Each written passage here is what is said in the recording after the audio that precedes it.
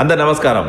నిన్న జరిగిన చంద్రబాబు నాయుడు గారి ప్రజావేదిక మీటింగ్ సంబేపల్లి రాయచూరు నియోజకవర్గంలో గ్రాండ్ సక్సెస్. అక్కడ వచ్చిన జనాభాను చూసి ఓర్చుకోలేక, మీటింగ్ సక్సెస్ అయిందని చూసి ఓర్చుకోలేక ఈరోజు వైఎస్ఆర్సీపీ నాయకులు, వైఎస్ఆర్సీపీ పెత్తందారులు, లేకపోతే అక్కడ ఉన్న పాపాల పెద్దిరెడ్డి గుమస్తాలు అందరూ కూడా ఒక బెటాలియన్ అందరూ బయటకు వచ్చి ఫేక్ ప్రాపగాండాని స్టార్ట్ చేశారు. ఏంటంటే రెండు విషయాల మీద. ఒకటేమో అక్కడ ప్రజలు తిరుగుబాటు చేశారంట, ఈరోజు సూపర్ 6 హామీలు నెరవేర్చలేదని చెప్పి ఒకటి. రెండోదేమో అక్కడ ఒక యువకుడు సాఫ్ట్వేర్ ఉద్యోగం పనిచేస్తున్న ఒక యాదవ్ అబ్బాయి వచ్చి ఆయనకు వచ్చి జీతం గురించి చంద్రబాబు నాయుడు గారి వల్లనే నాకు ఈరోజు జీతం వస్తుంది, చంద్రబాబు నాయుడు గారు ఈరోజు నేను కష్టపడి చదువుకున్నానంటే దానికి కారణం చంద్రబాబు నాయుడు గారు, తెలుగుదేశం పార్టీ అని చెప్తే దాన్ని చూసి ఓర్చుకోలేక ఈరోజు ఆ అబ్బాయిని కూడా ట్రోల్ చేస్తున్నారు. ఈ రెండు విషయాల గురించి ఒకటి నేను మాట్లాడాలి. ఒకటి ఏంటంటే అక్కడ ప్రజలు తిరస్కరించారు, ప్రజలు చంద్రబాబు నాయుడు గారిని క్వశ్చన్ చేశారు అనేది 100% వాస్తవం కాదు. ఎందుకంటే ఈరోజు అక్కడికి వచ్చిన కొంతమంది పేటీఎం బ్యాచ్లో ఉన్న కొంతమంది వైఎస్ఆర్సీపీ పెయిడ్ ఆర్టిస్టులు అక్కడికి వచ్చి కావాల్సికల్లా ఏదో గొడవ క్రియేట్ చేయాలని ట్రై చేశారు. దాన్ని సద్దుమంచే ప్రయత్నంలో భాగంగానే పోలీస్ డిపార్ట్మెంట్ వాళ్ళని పక్కకి తీసుకెళ్ళింది. అంతేగాని వాళ్ళ మీద ఎటువంటి దాడి చేయలేదు, వాళ్ళని ఎక్కడా సభ నుంచి బయటికి పంపించలేదు, వాళ్ళని ఎక్కడా ఈరోజు కొట్టాల్సిన అవసరం లేదు మాకు. ఎందుకంటే ప్రజలకు ఇచ్చిన ప్రతి హామీకి మేము కట్టుబడి ఉన్నాం. సూపర్ 6 హామీలు నెరవేర్చే హామీ మా ప్రభుత్వం తీసుకుంటుంది.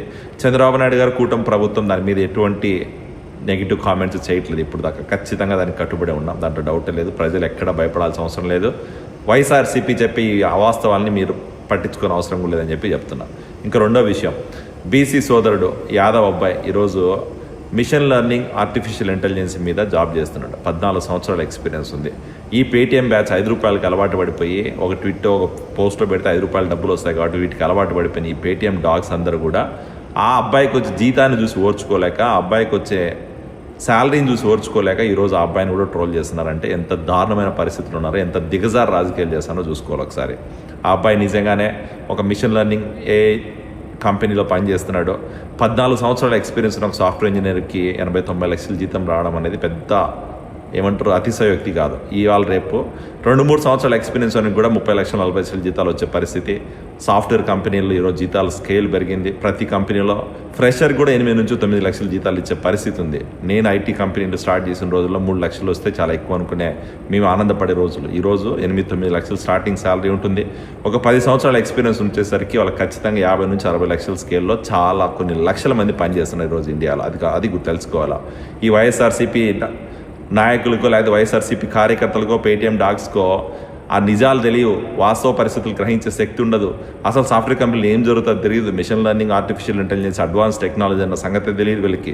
అసలు ఆ టెక్నాలజీ మీద నేర్చుకొని పనిచేసి ఎంత జీతాలు వస్తాయో తెలియదు. కేవలం తెలిసింది ఎలా ఏంటంటే వైఎస్ఆర్సీపీలో వచ్చే ఫేక్ న్యూస్ తీసుకొచ్చి దాన్ని ప్రచారం చేయడం, ఒక ₹5 డబ్బులు వస్తే అకౌంట్లో వేసుకోవడం, దాంతో బాటా ఖర్చులకి టీ తాగుకుంటా, రోడ్ల మీద బజ్జీలు తినుకుంటా బతికేవాయి. ఈ కుక్కలు కూడా మాట్లాడుతున్నాయి.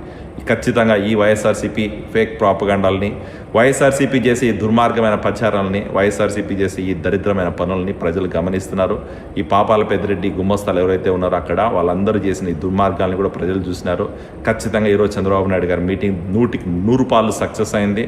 100% ప్రజలు హ్యాపీగా బయటకు వెళ్ళారు. 100% ప్రజలు వచ్చిన వాళ్ళందరూ కూడా సంతోషంగా వెళ్ళారు. ఈరోజు ఎన్టీఆర్ విగ్రహం ఈరోజు చిత్తూరు అన్నమయ్య డిస్టిక్లో ఓపెన్ చేసేసరికి ఈరోజు పీలేరు తగ్గనే ఉంటుంది. పాపాల పెద్దిరెడ్డికి పక్కన ఊరే కదా, చూసి ఓర్చుకోలేకపోతున్నాడు. ఎందుకంటే అక్కడ రాజశేఖర విగ్రహం ప్లేస్లో ఎన్టీఆర్ విగ్రహాలు పెట్టేసరికి అరే వీళ్ళకి కూడా పేరు వచ్చేస్తుంది, వీళ్ళకి కూడా ఈరోజు మంచి పేరు వస్తుందేమో, కుటుంబ ప్రభుత్వం ఎక్కడ నెక్స్ట్ ఇంకో 10 సంవత్సరాలు 15 సంవత్సరాలు మనకు అధికారం రాదన్న భయంతో ఈరోజు ఈ పాపాల పెద్దిరెడ్డి ఇలాంటి దుర్మార్గమైన చర్యలకి, అక్కడున్న వైఎస్ఆర్సీపీ నాయకులు ఇలాంటి దరిద్రమైన పనులకి పాల్పడుతున్నారు తప్ప ఎటువంటి వాస్తవం లేదని చెప్పి ప్రజలు గమనించాలని చెప్పి తెలియజేసుకుంటున్నా. మరొకసారి యాదవ్ బ్రదర్ని ఈరోజు ట్రోల్ చేస్తున్న పేటీఎం కుక్కలందరికీ ఒకటే చెప్తున్నా, మీరు దయచేసి నిజాలు తెలుసుకొని మాట్లాడండి. మీకు నిజాలు తెలియకపోతే అబ్బాయి దగ్గరికి వెళ్ళండి. ఆ అబ్బాయి 100% రెడీగా ఉన్నారు చూపించడానికి. పే స్లిప్స్ దగ్గర నుంచి, బ్యాంక్ స్టేట్మెంట్స్ దగ్గర నుంచి, కంపెనీ దగ్గర నుంచి అన్ని చూపించడం రెడీగా ఉన్నారు. అనవసరంగా అబ్బాయిని ట్రోల్ చేయని అవసరం లేదు, ఆ అబ్బాయి జీవితం తాడుకోని అవసరం లేదని చెప్పి కూడా తెలియజేసుకుంటున్నా. సో ఖచ్చితంగా ఈ విషయం గురించి మీరు కొంచెం కంట్రోల్ అయ్యి నిజాలు తెలుసుకొని మాట్లాడితే మీకు మంచిది, ఆ అబ్బాయి జీవితానికి మంచిది. ఒక జీవితంతో ఆడుకోవద్దని చెప్పి కూడా మీకు ఈరోజు చెప్తున్నా. Thank you.